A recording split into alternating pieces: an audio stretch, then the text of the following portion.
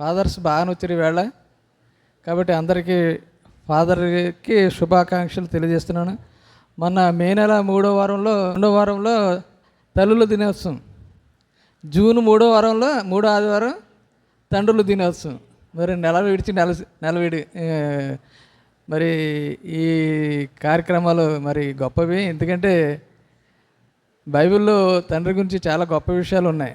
అంటే పరమ తండ్రి, ఇందాక ఎస్తేరు చెప్పినట్లుగా పరమ తండ్రిని ఎవరితో పోల్చాడంటే, ఈ లోకంలో ఆ తండ్రి ఒక మనుషుడు. అంటే తండ్రి వాళ్ళ బిడ్డలను ఎలాగ ఎత్తుకుంటాడో నేను కూడా అలాగే ఇశ్రాయేలుని ఎత్తుకుని నడిపించానని ఈ లోకరీతిగా తండ్రిని పోల్చినట్టుగా మనం చూస్తూ ఉంటాం. ఎందుకంటే ఈ లోకంలో జనరల్గా తల్లి ముందుగానే చెప్తారు ఎవరైనా, తండ్రి తర్వాత వస్తారు. కానీ తండ్రికి కూడా చాలా ప్రాముఖ్యత ఉందన్నమాట. ఎందుకంటే మనకి తనికెళ్ళ భరణి గారని సినిమా యాక్టరు, అలాగే గొప్ప రచయిత. ఆయన కవిత రాశాడు. ఒక వచనం చెప్తాను. ఎందుకంటే నాన్న ఎందుకో వెనకబడ్డాడు అని చెప్తూ మొదలెడతాడు అనమాట. తల్లి కంటే నాన్న గొప్ప విషయం, కానీ నాన్నని వెనకబెట్టారు అంటాడు. ఎందుకంటే తండ్రి సంపాదించి ఎంతో కష్టపడి కుటుంబం హెడ్గా ఉంటూ బాధ్యతలు తీసుకుంటారు. ఎందుకంటే పని చేసుకుని సంపాదించేవాళ్ళైనా, ఉద్యోగం చేస్తూ సంపాదించేవాళ్ళైనా, బయటికి వెళ్ళినప్పుడు ఎన్నో సమస్యలు, ఎన్నో ఇబ్బందులు. ఆఫీసులో అయితే ఆఫీసర్గా ఉంటే తన కొలీగ్స్ కింద వాళ్ళు పని చేయనప్పుడు తను ఎంతో ఇబ్బంది పడుతుంటారు. అలాగే కింద పనిచేసే వాళ్ళు ఆఫీసర్ చేత ఎన్నో ఇబ్బందులు పడుతుంటారు. ఈ ఇబ్బందులన్నిటినీ ఎక్కడ మర్చిపోతారు? మన ఇంటికి వచ్చి గుమ్మం దగ్గర మర్చిపోతారు. లోపలికి వచ్చేటప్పటికి అంతా ప్రశాంతంగా ఉంటారు అన్నమాట తల్లులు. కాబట్టి తండ్రులు వెనకపడలేదు. తండ్రులు కూడా తల్లితో పాటు సమానంగా మనం గౌరవించాలన్నమాట. ఎందుకంటే తండ్రులు అనేటప్పటికి ఆడపిల్లలకి చాలా ఇష్టం అన్నమాట. ఇప్పుడు చూసాం కదా, పిల్లలు లేడీస్ ఆరాధన చేసినప్పుడు ఎమోషనల్ ఫీల్ అయ్యారు.